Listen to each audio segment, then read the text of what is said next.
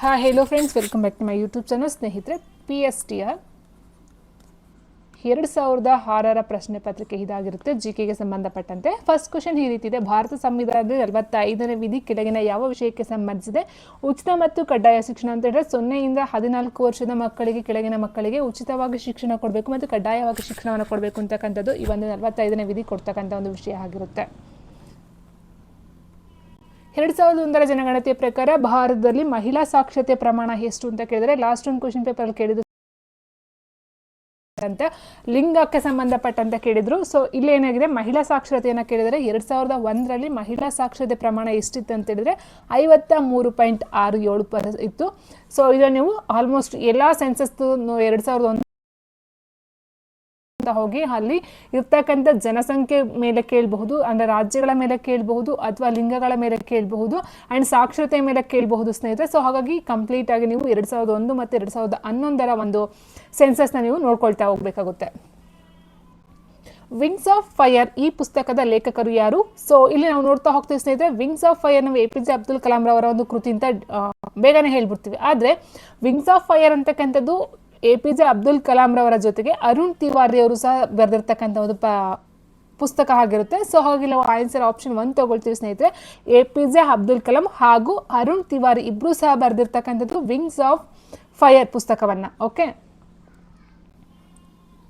ಹಾಲಿ Lok Sabha speaker ಸ್ಥಾನವನ್ನು ಅಲಂಕರಿಸಿರುವ ಶ್ರೀಯುತ ಸೋಮನಾಥ್ ಚಟರ್ಜಿ ಅವರು ಲೋಕಸಭೆಗೆ ಎಷ್ಟು ಬಾರಿ ಆಯ್ಕೆಯಾಗಿದ್ದಾರೆ? ವೆರಿ ಇಂಪಾರ್ಟೆಂಟ್ ಕ್ವೆಶನ್ ಸ್ನೇಹಿತರೆ. 2006ರಲ್ಲಿ ಬಂದಿರತಕ್ಕಂಥ ಒಂದು ಪ್ರಶ್ನೆ. ಸೊ 2006 ಮತ್ತು ಇವಾಗಲೂ ಅಷ್ಟೇ ಅವರು ಲೋಕಸಭಾ ಸ್ಪೀಕರ್ ಆಗಿ 10 ಬಾರಿ ಆಯ್ಕೆಯಾಗಿದ್ದಾರೆ. ಆಪ್ಷನ್ 3 10 ಬಾರಿ ಆಯ್ಕೆಯಾಗಿರ್ತಕ್ಕಂಥದ್ದು ಶ್ರೀಯುತ ಸೋಮನಾಥ್ ಚಟರ್ಜಿ ಅವರು ಲೋಕಸಭೆಗೆ. ಓಕೆ, ನೆಕ್ಸ್ಟ್, ಸ್ವಾತಂತ್ರ್ಯ ಚಳುವಳಿಯ ಕೆಳಗಿನ ಯಾವ ಘಟನೆಯನ್ನು 2005ರಲ್ಲಿ ವಜ್ರ ಮಹೋತ್ಸವ ವರ್ಷಾಚರಣೆಯಾಗಿ ಆಚರಿಸಲಾಯಿತು ಅಂತ ಕೊಟ್ಟಿದ್ದಾರೆ. ಸೊ ಸ್ನೇಹಿತರೆ, ನಾವು ನೋಡ್ತಾ ಹೋದ್ರೆ ಇದು ವಜ್ರ ಮಹೋತ್ಸವ ಅಲ್ಲ, ಯಾಕಂತಂದ್ರೆ ಇಲ್ಲಿ ವಜ್ರ ಮಹೋತ್ಸವ ಅಂತ ಹೇಳಿದ್ರೆ 60 ವರ್ಷಕ್ಕೆ ಅಂತ ಬರುತ್ತೆ. ಆ್ಯಂಡ್ ಪ್ಲಾಟಿನಮ್ ಅಂತ ಹೇಳ್ತೀವಿ. ಪ್ಲಾಟಿನಮ್ ಅಂದರೆ 75 ವರ್ಷಕ್ಕೆ ನಡೆಸ್ತಕ್ಕಂಥದ್ದು ಪ್ಲಾಟಿನಮ್ ಜುಬ್ಲಿ ಅಂತಕ್ಕಂಥದ್ದು. ಸೊ ದಂಡಿ ಸತ್ಯಾಗ್ರಹ 1930ರಲ್ಲಿ ನಡೆಯುತ್ತೆ. ಮಾರ್ಚ್ 12, 1930ರಲ್ಲಿ ದಂಡಿ ಸತ್ಯಾಗ್ರಹ ಅಥವಾ ಉಪ್ಪಿನ ಸತ್ಯಾಗ್ರಹ ನಡೆಯುತ್ತೆ. ಸೊ ಇದು 2005ಕ್ಕೆ ಏನಾಗುತ್ತೆ ಅಂದರೆ 75 ವರ್ಷಗಳಾಗುತ್ತೆ ಸ್ನೇಹಿತರೆ. ಸೊ ಹಾಗೆ ಆನ್ಸರ್ ಆಪ್ಷನ್ 1 ದಂಡಿ ಸತ್ಯಾಗ್ರಹ ಅಂತಕ್ಕಂಥದ್ದು ಇದೊಂದು ಪ್ಲಾಟಿನಂ ಮಹೋತ್ಸವ ಅಥವಾ ಪ್ಲಾಟಿನಂ ಜುಬ್ಲಿ ಆಗಿರುತ್ತೆ, ವಜ್ರ ಮಹೋತ್ಸವ ಅಲ್ಲ ಸ್ನೇಹಿತರೆ. 2005ರಲ್ಲಿ ಮಾಡಿರ್ತಕ್ಕಂಥದ್ದು. ಇನ್ನು ಉಳಿದ ನಾವು ಕ್ವಿಟ್ ಇಂಡಿಯಾ ಚಳವಳಿ ನೋಡಿದ್ರೆ 1942ರಲ್ಲಿ ಬರುತ್ತೆ ಸ್ನೇಹಿತರೆ. ಜಲಿಯನ್ ವಾಲಾಬಾಗ್ ದುರಂತ ಬಂದು 1919, ಚೌರಿ ಚೌರ ಘಟನೆ ಬಂದು 1922. ಸೊ ಇಲ್ಲಿ ಯಾವುದೂ ಸಹ 75 ವರ್ಷ ಆಗಲಿ ಅಥವಾ 60 ವರ್ಷ ಆಗಲಿ ಬರೋದಿಲ್ಲ. ಸೊ ಆನ್ಸರ್ ಆಪ್ಷನ್ 1 ದಂಡಿ ಸತ್ಯಾಗ್ರಹ ಆಗಿರುತ್ತೆ. ಕೆಳಗಿನ ಯಾವ ರಾಜ್ಯವು ಉತ್ತರ ಪ್ರದೇಶದ ರಾಜ್ಯ ಗಡಿಯಲ್ಲ? So very important. ಆ್ಯಂಡ್ ಸ್ನೇಹಿತರೆ, ಇಲ್ಲಿ ನಾವು ನೋಡ್ತಾ ಹೋದಾಗ ಎಲ್ಲ ಸ್ಟೇಟ್ಸ್ಗಳದ್ದು ಗಡಿನ ನಾವು ನೋಡ್ಕೊಳ್ತಾ ಹೋಗಬೇಕಾಗುತ್ತೆ. ಆ್ಯಂಡ್ ಅದಕ್ಕೆ ಸಂಬಂಧಪಟ್ಟಂಥ ಇಂಪಾರ್ಟೆನ್ಸ್ ಸ್ಪೆಷಲ್ ಏನಿರುತ್ತೋ ಸೊ ಅದನ್ನು ನಾವು ನೋಡ್ಕೊಳ್ತಾ ಹೋಗಬೇಕಾಗುತ್ತೆ. ಆ್ಯಂಡ್ ಅದರ ಜೊತೆಗೆ ಈ ಒಂದು ರಾಜ್ಯಗಳ ಸುತ್ತಮುತ್ತ ಗಡಿಯನ್ನು ಹಂಚಿಕೊಂಡಿರ್ತಕ್ಕಂಥ ದೇಶಗಳನ್ನ ನೋಡಬೇಕಾಗುತ್ತೆ. ಆ್ಯಂಡ್ ಅದರ ಜೊತೆಗೆ ಪಶ್ಚಿಮ ಕರಾವಳಿ, ಪೂರ್ವ ಕರಾವಳಿ ಪ್ರದೇಶಗಳನ್ನು ಸಹ ನೋಡ್ಕೊಳ್ತಾ ಹೋಗಬೇಕಾಗುತ್ತೆ. ಓಕೆ, ಇಲ್ಲಿ ಉತ್ತರ ಪ್ರದೇಶದ ರಾಜ್ಯದ ಗಡಿಯಲ್ಲಿಲ್ಲ ಅಂತೇಳಿದ್ರೆ ಅದು ಬಂದು ಪಂಜಾಬ್ ಆಗಿರುತ್ತೆ ಸ್ನೇಹಿತರೆ. ಸೊ ಇದರ ಜೊತೆಗೆ ನಾವು ನೋಡ್ತಾ ಹೋದರೆ ನೇಪಾಳನೂ ಸಹ ಉತ್ತರ ಪ್ರದೇಶದ ಗಡಿಯನ್ನು ಹಂಚಿಕೊಂಡಿರ್ತಕ್ಕಂಥ ಒಂದು ದೇಶ ಆಗಿರುತ್ತೆ. ಓಕೆ, ನೇಪಾಳ ಉತ್ತರ ಪ್ರದೇಶವನ್ನು ಹಂಚಿಕೊಂಡಿರ್ತಕ್ಕಂಥ ಒಂದು ದೇಶ. ಇನ್ನು ಪಂಜಾಬ್ ಅಂತಕ್ಕಂಥದ್ದು ಯಾವುದೇ ಒಂದು ಗಡಿಯನ್ನು ಹೊಂದಿಲ್ಲ ಉತ್ತರ ಪ್ರದೇಶದ ಜೊತೆಗೆ. Harry Potter and the half blood prince ಪುಸ್ತಕವು ಹ್ಯಾರಿ ಪಾಟರ್ ಸರಣಿಯ ಎಷ್ಟನೇ ಪುಸ್ತಕ? ಸೊ ಇದೊಂದು ಸ್ವಲ್ಪ ಡೀಪ್ ಕ್ವಶನ್ಸ್ ಆಗಿದೆ ಸ್ನೇಹಿತರೆ. ಸೊ ಈ ಥರ ಕ್ವಶನ್ಸ್ನ ಓದಿ ಬರೆಯೋದು ತುಂಬ ಒಂದು ಯಾರು ತುಂಬ ಸ್ಟಡಿ ಮಾಡಿರ್ತಾರೋ, ಸೊ ಎಲ್ಲನೂ ಸ್ಟಡಿ ಮಾಡಿರ್ತಾರೋ, ಸೊ ಅಂಥವ್ರಿಗೆ ಒಂದು ಬೆಸ್ಟ್ ಅಂತ ಹೇಳಬಹುದು. ಸೊ ಆನ್ಸರ್ ಬಂದು ಆಪ್ಷನ್ 2 6 ಸರಣಿಯ ಪುಸ್ತಕಗಳನ್ನು ಹೊಂದಿರತಕ್ಕಂಥದ್ದು. ಆ್ಯಂಡ್ ನೆಕ್ಸ್ಟ್, ವರ್ಷದ ಯಾವ ದಿನವನ್ನು ಮಾನವ ಹಕ್ಕುಗಳ ದಿನವನ್ನಾಗಿ ಆಚರಿಸಲಾಗುತ್ತದೆ? December 10, November 10, October 10, September 10. So ವಿಶ್ವ ಮಾನವ ಹಕ್ಕುಗಳ ದಿನವನ್ನು ನಾವು ಡಿಸೆಂಬರ್ 10ರಂದು ಆಚರಣೆ ಮಾಡ್ತೀವಿ ಸ್ನೇಹಿತರೆ. ಡಿಸೆಂಬರ್ 10 ಮಾನವ ಹಕ್ಕುಗಳ ದಿನವನ್ನಾಗಿ ಆಚರಣೆ ಮಾಡ್ತೀವಿ. ಆ್ಯಂಡ್ ಅಕ್ಟೋಬರ್ 10 ಬಂದು ಭಾರತೀಯ ಅಂಚೆ ದಿನವನ್ನಾಗಿ ಆಚರಣೆ ಮಾಡ್ತೀವಿ. ಅಕ್ಟೋಬರ್ 10 ಭಾರತೀಯ ಅಂಚೆ ದಿನ. ಓಕೆ, ಅಂಚೆ ದಿನ. ಭಾರತದಲ್ಲಿ ನೊಬೆಲ್ ಪಾರಿತೋಷಿಕ ಪಡೆದ 4 ಗಣ್ಯರ ಹೆಸರನ್ನ ಕ್ರಮವಾಗಿ Rabindranath Tagore, PV Raman, Mother Teresa ಮತ್ತು ಅಮರ್ತ್ಯ ಸೇನ್ ಎಂದು ಜೋಡಿಸಿದರೆ ಕೆಳಗಿನ ಯಾವ ಉತ್ತರವು ಸರಿ ಹೊಂದುತ್ತದೆ? ಸೊ ಇದು ನೋಡಿದ ತಕ್ಷಣ ನಮ್ಗೆ ಏನು ಅರ್ಥ ಆಗಬೇಕಂತ ಹೇಳಿದ್ರೆ, ಅಮರ್ತ್ಯ ಸೇನ್ 1998 ರೀಸೆಂಟಾಗಿ ಲಾಸ್ಟ್ ಬರ್ತಾರೆ. ಸೊ ಅದನ್ನು ನೋಡ್ಕೊಳ್ತಾ ಹೋಗಿ ಸ್ನೇಹಿತರೆ. ಮಾಡಿಕೊಂಡ್ರೆ ನಮಗೆ ಮಿಕ್ಕಿದಂಥ ಒಂದು ಅವಶ್ಯಕತೆ ಬರೋದಿಲ್ಲ ಇಲ್ಲಿ. ಸೊ ಇದರ ಪ್ರಕಾರ ರವೀಂದ್ರನಾಥ್ ಟ್ಯಾಗೋರ್ ಬಂದು 1913, C V. Raman 1930, mother Teresa 1979, Amartya Sen 1998. 12ನೇ ಸಾರ್ಕ್ ಸಮ್ಮೇಳನವು ಎಲ್ಲಿ ಜರುಗಿತ್ತು? ಬೆಂಗಳೂರು, ಢಾಕಾ, ಇಸ್ಲಾಮಾಬಾದ್ ಮತ್ತೆ ಮಾಲೆ ಅಂತ ಕೊಟ್ಟಿದ್ದಾರೆ ಸ್ನೇಹಿತರೆ. ಸೊ ಇಲ್ಲಿ 12ನೇ ಸಾರ್ಕ್ ಸಮ್ಮೇಳನ ಅಂತಕ್ಕಂಥದ್ದು ಇಲ್ಲಿ ಆಪ್ಷನ್ 3 ಇಸ್ಲಾಮಾಬಾದ್ನಲ್ಲಿ ನಡೀತಕ್ಕಂಥದ್ದು ಆಗಿರುತ್ತೆ. ಓಕೆ, ಸೊ ಸಾರ್ಕ್ ಅಂತ ಹೇಳಿದಾಗ ಅಲ್ಲಿ ಇಸ್ಲಾಮಾಬಾದಲ್ಲಿ ನಡೆದಾಗ 12ರಲ್ಲಿ ಅಂದರೆ 12ನೇ ಸಮ್ಮೇಳನ ಆಗಿರುತ್ತೆ ಸ್ನೇಹಿತರೆ. ಸೊ ಈಗ ಆಲ್ರೆಡಿ ತುಂಬ ಆಗಿರಬೇಕಿತ್ತು, ಬಟ್ ಕೆಲವೊಂದು ಕಾರಣಾಂತರಗಳಿಂದ ನಿಂತು ಸಹ ಹೋಗಿದೆ ಅದು. ಸಾರ್ಕ್ ಅಂತ ಹೇಳಿದ್ರೆ ನಾವು south Asian association for regional corporation ಅಂತ ಹೇಳ್ತೀವಿ. ಇದರ ಒಂದು ಕೇಂದ್ರ ಕಚೇರಿ ನೇಪಾಳದ ಕಠ್ಮಂಡುವಿನಲ್ಲಿ ಇರ್ತಕ್ಕಂಥದ್ದು, ಕಠ್ಮಂಡುನಲ್ಲಿ ಕಂಡು ಬರ್ತಕ್ಕಂಥದ್ದು ಆಗಿರುತ್ತೆ. ಸೊ ಇದ್ರ ಪ್ರಕಾರ ಹೇಳ್ತಾ ಹೋದರೆ ಒಟ್ಟು ಈ ಒಂದು ವಿಶ್ವಸಂಸ್ಥೆ ಅಂಗಸಂಸ್ಥೆಗಳೇನು ಬರುತ್ತೋ ಸೊ ಅದ್ರ ಬಗ್ಗೆನೂ ಸಹ ನೀವು ನೋಡ್ಕೊಳ್ಬೇಕಾಗುತ್ತೆ. ಕರ್ನಾಟಕದಲ್ಲಿ ಹೆಣ್ಣು ಮಕ್ಕಳ ಶಿಕ್ಷಣಕ್ಕೆ ಆದ್ಯತೆ ನೀಡುವ ಭಾಗವಾಗಿ 5 ಶೈಕ್ಷಣಿಕ ಬ್ಲಾಕ್ಗಳಲ್ಲಿ ಹೊಸದಾಗಿ ತೆರೆಯಲಾದ ಹೆಸರು ಯಾವುದು ಅಂತ ಹೇಳಿದ್ರೆ, ಸೊ ನಿಮ್ಗೆ ಗೊತ್ತಿರುವ ಹಾಗೆ ಪ್ರಿಯಾಂಕಾ ಗಾಂಧಿ, ಸೋನಿಯಾ ಗಾಂಧಿ, ಇಂದಿರಾ ಗಾಂಧಿ ಇಲ್ಲ ಸ್ನೇಹಿತರೆ. ಸೊ ಕಸ್ತೂರಬಾ ಗಾಂಧಿ ಆಪ್ಷನ್ 1, ಕಸ್ತೂರಬಾ ಗಾಂಧಿ ಬಾಲಿಕಾ ವಿಶ್ವವಿದ್ಯಾನಿಲಯಗಳು ಈಗ ಇರ್ತಕ್ಕಂಥದ್ದಾಗಿದೆ. ಮಕ್ಕಳ ಮೇಲಿನ ಪಠ್ಯದ ಹೊರೆಯನ್ನು ತಗ್ಗಿಸಿ ಕಲಿಕೆಯನ್ನು ಸಂತಸ ಕಲಿಕೆಯನ್ನಾಗಿಸಲು ಕರ್ನಾಟಕ ಸರ್ಕಾರವು ಅಳವಡಿಸಿಕೊಂಡ ಪರೀಕ್ಷಾ ವಿಧಾನ ಯಾವುದು ಅಂತ ಕೇಳಿದರೆ, ವಾರ್ಷಿಕ ಪರೀಕ್ಷೆ, ಅರ್ಧವಾರ್ಷಿಕ ಪರೀಕ್ಷೆ, ತ್ರೈಮಾಸಿಕ ಆ್ಯಂಡ್ ದ್ವೈಮಾಸಿಕ. ಸೊ ಇಲ್ಲಿ ಏನಾಗುತ್ತೆ ಅಂದರೆ ತ್ರೈಮಾಸಿಕ ಪರೀಕ್ಷೆ ಅಂತ ನಡೆಸ್ತದೆ ಸರ್ಕಾರ. ಆಪ್ಷನ್ 3 ತ್ರೈಮಾಸಿಕ. ಸೊ ಈಗೆಲ್ಲ ಏನಾಗಿದೆ SA1, SA1, SA2 ಅಂತ ಬಂದಿದೆ ಸ್ನೇಹಿತರೆ. ಸೊ ತ್ರೈಮಾಸಿಕ ಅಂತ ತಂದಿದ್ರು. ಓಕೆ, ಸೊ ಆನ್ಸರ್ ಆಪ್ಷನ್ 3, 2006ರ ಒಂದು ಕರೆಂಟ್ ಅಫೇರ್ಸ್ ಅದು. ಅನುಪಮ ನಿರಂಜನರವರ ಪ್ರವಾಸ ಕಥನದ ಹೆಸರು ಯಾವುದು? ಸ್ನೇಹ ಯಾತ್ರೆ, ಭಾರತ ಯಾತ್ರೆ, ಪಾದಯಾತ್ರೆ ಮತ್ತು ಪಂಪಯಾತ್ರೆ ಅಂತ ಕೊಟ್ಟಿದ್ದಾರೆ. ಅನುಪಮ ನಿರಂಜನರವರ ಪ್ರವಾಸ ಕಥನ ಬಂದು ಆಪ್ಷನ್ 1 ಸ್ನೇಹ ಯಾತ್ರೆ ಆಗಿರುತ್ತೆ. ಇನ್ನು ಪಂಪಯಾತ್ರೆ ಬಂದು ವಿ ಸೀತಾರಾಮಯ್ಯರವರು ಬರೆದಿರ್ತಕ್ಕಂಥದ್ದು. ವಿ ಸೀತಾರಾಮಯ್ಯ.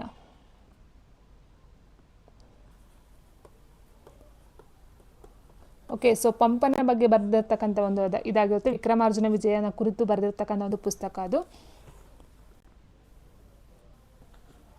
ಭಾರತದ ಲಿಖಿತ ಸಂವಿಧಾನವು ಅಂಗೀಕಾರವಾದ ವರ್ಷ ಯಾವುದು? 1947, 48, 49, 50. ಲಿಖಿತ ಸಂವಿಧಾನವು ಅಂಗೀಕಾರವಾದ ವರ್ಷ 1949 ಆಗಿರುತ್ತೆ. ಕರ್ನಾಟಕ ರಾಜ್ಯ ಸ್ನೇಹಿತರಿಗೆ ಡೈರೆಕ್ಟ್ ಆನ್ಸರ್ ಹೇಳ್ತೀನಿ. MP ಶಂಕರ್ ರವರು. ಸೊ ಡಾಕ್ಟರ್ ರಾಜ್ಕುಮಾರ್ ಪ್ರಶಸ್ತಿಯನ್ನು ಪಡ್ಕೊಂಡಿರ್ತಕ್ಕಂಥ 2004, 2005ನೇ ಸಾಲಿನಲ್ಲಿ. ನೀವು ಈಗ ರೀಸೆಂಟಾಗಿ ಏನೇನಾಗಿರುತ್ತೋ ಸೊ ಅದ್ರ ಬಗ್ಗೆ ನೋಡ್ಕೊಳ್ತಾ ಹೋಗಿ. ಇನ್ನುಳಿದ ಬಿಟ್ಟಾಗಿ ಡಾಕ್ಟರ್ ರಾಜ್ಕುಮಾರ್ ಆಗಿರ್ಬೋದು ಅಥವಾ ಸಿನಿಮಾ ರಂಗಕ್ಕೆ ಸಂಬಂಧಪಟ್ಟಂತ ಇನ್ನೇನಾದ್ರು ಒಂದು ವಿಶೇಷತೆ ಪ್ರಶಸ್ತಿಗಳಿದೆ, ಅದನ್ನು ನೀವು ರೆಫರ್ ಮಾಡ್ತಾ ಹೋಗಿ.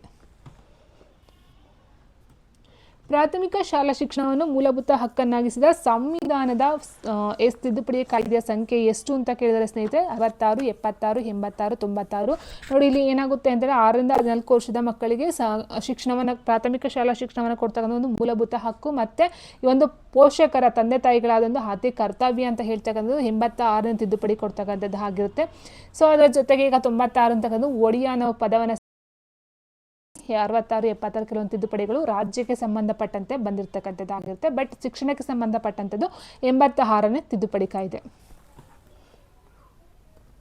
ಕನ್ನಡಾಂಬೆಗೆ ಇವರು ಹಾಕುವರು ಹಾರ, ಆಂಗ್ಲ ನುಡಿಯಲ್ಲಿ ನಡೆಸುವರು ಸರ್ಕಾರ. ಓಕೆ, ಸೊ ಕನ್ನಡಾಂಬೆಗೆ ಇವರು ಹಾಕುವರು ಹಾರ, ಆಂಗ್ಲ ನುಡಿಯಲ್ಲಿ ನಡೆಸುವರು ಸರ್ಕಾರ ಎಂದು ಹಾಡಿದ ಕವಿ ಯಾರು? ಕುವೆಂಪು, ಚೆನ್ನವೀರ ಕಣವಿ, ದಿನಕರ್ ದೇಸಾಯಿ, GP ರಾಜರತ್ನಂ ಅಂತ ಕೊಟ್ಟಿದ್ದಾರೆ. Answer option 3 Dinakar Desai. So ಚುಟುಕುಗಳ ಬ್ರಹ್ಮ ಅಂತ ಏನು ಹೇಳ್ತೀವಿ, ದಿನಕರ್ ದೇಸಾಯಿರವರು ಹೇಳಿರ್ತಕ್ಕಂಥ ಒಂದು ಮಾತು ಸಾಲುಗಳಿವು. ಖ್ಯಾತ ಜಾನಪದ ವಿದ್ವಾಂಸರಾದ ಡಾಕ್ಟರ್ HL ನಾಗೇಗೌಡರು ಕಟ್ಟಿ ಬೆಳೆಸಿದ ಜಾನಪದ ಲೋಕ ಎಲ್ಲಿದೆ? Mysuru, Channapatna and Ramanagara. So last ಒಂದು ಕ್ವೆಶನ್ ಪೇಪರ್ನ ಬಿಡಿಸ್ಬೇಕಾದ್ರೆ ಕೊಟ್ಟಿದ್ದು ಸ್ನೇಹಿತರೆ, ಜಾನಪದ ಲೋಕ ಅವರು ಯಾರು ಅಂತ ಕೊಟ್ಟಿದ್ರು. ಸೊ ಅಲ್ಲಿ ಡಾಕ್ಟರ್ HL ನಾಗೇಗೌಡರು ಕೊಟ್ಟರು, ಅದ್ರ ಜೊತೆಗೆ ಇನ್ನೊಂದು ಸಹ ಕೊಟ್ಟಿದ್ರು, ಬೇರೆ ಮಿಷನ್ ಚೇಂಜ್ ಮಾಡ್ಬಿಟ್ಟು ನಾಗೇಗೌಡ ಅಂತೂ ಸಹ ಕೊಟ್ಟಿದ್ರು. ಓಕೆ, ಸೊ ಇದೇ ಟಾಪಿಕ್ ಮೇಲೆ 2 ಕ್ವಶನ್ ಆಗಿದೆ, ಅದು ಸಹ D.Edಗೆ ಸಂಬಂಧಪಟ್ಟಂತೆ ಕೊಟ್ಟಿರ್ತಕ್ಕಂಥ ಎಕ್ಸಾಮ್ಸ್ಗೆ ಕೊಟ್ಟಿರ್ತಕ್ಕಂಥ ಪ್ರಶ್ನೆಗಳು. ಸೊ ನೋಡ್ಕೊಳ್ತಾ ಹೋಗಿ. ಸೊ ಇದು ಎಲ್ಲಿದೆ ಜಾನಪದ ಲೋಕ ಅಂತ ಹೇಳಿದ್ರೆ ರಾಮನಗರದಲ್ಲಿ ಕಂಡು ಬರ್ತಕ್ಕಂಥದ್ದು ಸ್ನೇಹಿತರೆ. ಆಪ್ಷನ್ 4. ಕನ್ನಡದ ಹೆಸರಾಂತ ಸಾಹಿತಿ BC ಅವರಿಗೆ ಇರ್ತಕ್ಕಂಥ ಮತ್ತೊಂದು ಹೆಸರು ಯಾವುದು? ಎಸ್ ಷಟ್ಪದಿಯ ಬ್ರಹ್ಮ ಅಂತ ಕೊಟ್ಟಿದ್ದಾರೆ. ಷಟ್ಪದಿಯ ಬ್ರಹ್ಮ ರಾಘವಾಂಕ ಬರ್ತಾರೆ. ಷಟ್ಪದಿಯ ಬ್ರಹ್ಮ ರಾಘವಾಂಕ. ಓಕೆ. ಆ್ಯಂಡ್ ಹಾಸ್ಯ ಬ್ರಹ್ಮ ಬೀಚಿರವರು. ಚುಟುಕುಗಳ ಬ್ರಹ್ಮ ದಿನಕರ ದೇಸಾಯಿ. ದಿನಕರ ದೇಸಾಯಿ. ಚುಟುಕುಗಳ ಬ್ರಹ್ಮ Dinakara Desai. Okay. And next ಸಾರ್ವಜನಿಕ ಇಲಾಖೆ ಅವರ ಶಿಕ್ಷಣ ಆಯುಕ್ತರ ಕಚೇರಿಗಳು ಕ್ರಮವಾಗಿ ಕೆಳಗಿನ ಯಾವ ಜಿಲ್ಲೆಗಳಲ್ಲಿ ಕಂಡುಬರುತ್ತವೆ ಅಂತ ಕೊಟ್ಟಿದ್ದಾರೆ. ಆಪ್ಷನ್ 1 ಧಾರವಾಡ ಮತ್ತು ಸಮುದಾಯವನ್ನು ಶಾಲಾ ಶಿಕ್ಷಣದ ಸಾರ್ವತ್ರೀಕರಣ ಪ್ರಕ್ರಿಯೆಯಲ್ಲಿ ಸಕ್ರಿಯವಾಗಿ ತೊಡಗಿಸಿಕೊಳ್ಳಲು ಸರ್ಕಾರಿ ಶಾಲೆಗಳಲ್ಲಿ ಹಾಲಿ ಇರುವ ಸಮಿತಿ ಯಾವುದು? ಗ್ರಾಮ ಶಿಕ್ಷಣ ಸಮಿತಿ, ಶಾಲಾಭಿವೃದ್ಧಿ ಸಮಿತಿ, ಶಾಲಾಭಿವೃದ್ಧಿ ಹಾಗೂ ಮೇಲುಸ್ತುವಾರಿ ಸಮಿತಿ, ಶಿಕ್ಷಕ ಪಾಲಕರ ಸಮಿತಿ ಅಂತ ಕೊಟ್ಟಿದ್ದಾರೆ. ಸ್ನೇಹಿತರ ನೋಡ್ತಾ ಹೋದರೆ ಇದು SDMC ಸಮಿತಿಗಳಂತ ನೋಡ್ತಾ ಹೋಗ್ತೀವಿ. School development and management committee ಅಂತ ಹೇಳ್ತೀವಿ. ಶಾಲಾ ಅಭಿವೃದ್ಧಿ ಹಾಗೂ ಮೇಲುಸ್ತುವಾರಿ ಸಮಿತಿ. ಸೊ ಇಲ್ಲಿ SDMC ಅಂತ ಹೇಳಿದಾಗ ಇದಕ್ಕೆ ಸಂಬಂಧಪಟ್ಟಂತೆ ಅಧ್ಯಕ್ಷರುಗಳನ್ನ ನಾವು ಆ ಒಂದು ಗ್ರಾಮ ಅಥವಾ ಒಂದು ಇದಕ್ಕೆ ಸಂಬಂಧಪಟ್ಟಂತೆ ಹೊರಗಡೆ ಜನಗಳನ್ನ ತಗೊಳ್ತಾ ಹೋಗ್ತಾರೆ, ನೇಮಿಸ್ಕೊಳ್ತಾ ಹೋಗ್ತಾರೆ. ಸೊ ಅಲ್ಲಿ ಏನಾಗುತ್ತೆ, ಸಮುದಾಯ ಮತ್ತು ಶಿಕ್ಷಣ ಎರಡಕ್ಕೂ ಸಹ ಒಂದು ಬೆಂಬಲವಾಗಿ ಮಧ್ಯ ಸಮಿತಿಯನ್ನು ರಚನೆಯನ್ನು ಮಾಡ್ಕೊಳ್ತಕ್ಕಂಥದ್ದಾಗಿರುತ್ತೆ. ರಾಜ್ಯದಲ್ಲಿ ಶಾಲಾ ಶಿಕ್ಷಣದ ಸಮಗ್ರ ಅಧ್ಯಯನಕ್ಕಾಗಿ ರಚನೆಯಾಗಿದ್ದ ಶಿಕ್ಷಣ ಕಾರ್ಯಪಡೆಯ ನೇತೃತ್ವವನ್ನು ಕೆಳಗಿನಲ್ಲಿ ಯಾರು ವಹಿಸಿದ್ದಾರೆ ಅಂತ ಕೊಟ್ಟಿದ್ದಾರೆ. So answer option 1 doctor Raja Ramanna. ಕಳೆದ ಲೋಕಸಭಾ ಚುನಾವಣೆಯಲ್ಲಿ ಸ್ನೇಹಿತರೆ ಇದು 2006ರ ಪ್ರಶ್ನೆ ಆಗಿರೋದನ್ನ ಅದನ್ನ ಆನ್ಸರ್ ಡೈರೆಕ್ಟ್ ಕೊಟ್ಬಿಡ್ತೀನಿ. ಚಿಕ್ಕೋಡಿ, ಕೋಲಾರ, ಬೀದರ್, ಚಾಮರಾಜನಗರ. ರಾಷ್ಟ್ರೀಯ ಪಠ್ಯಕ್ರಮ ಚೌಕಟ್ಟು 2005 ಕರಡು ಪ್ರತಿಯನ್ನು ಸಿದ್ಧಪಡಿಸಿದ ಸಂಸ್ಥೆ ಯಾವುದು?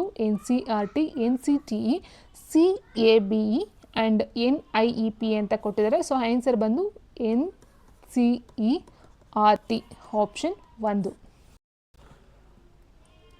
ಖ್ಯಾತ ರಂಗಕರ್ಮಿ KV ಸುಬ್ಬಣ್ಣನವರ ಹೆಸರು ಕೆಳಗಿನ ಯಾವ ಸಂಸ್ಥೆಯ ಜೊತೆ ಹೊಂದಿಕೊಂಡಿದೆ? ನೀನಾಸಂ, ರಂಗಾಯಣ, ರಂಗಶಂಕರ ಸಮುದಾಯ. ಖ್ಯಾತ ರಂಗಕರ್ಮಿ KV ಸುಬ್ಬಣ್ಣನವರ ಹೆಸರು ನೀನಾಸಂ ಆಪ್ಷನ್ 1 ನೀನಾಸಂ.